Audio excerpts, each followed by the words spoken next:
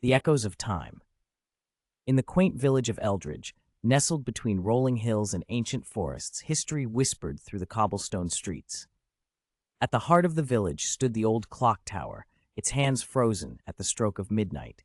Legend had it that the clock was enchanted, a guardian of time itself, and that anyone who dared to wind it would be transported to a significant moment in history.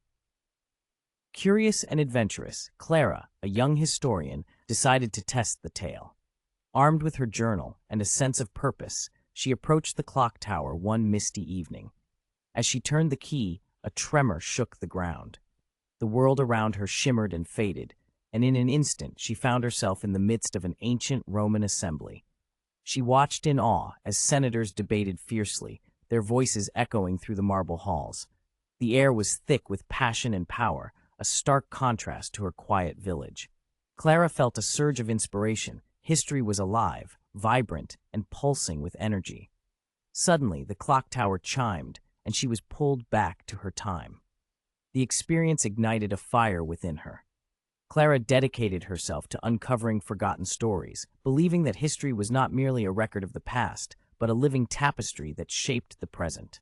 Years later, as she stood before a group of eager students, she recounted her adventure.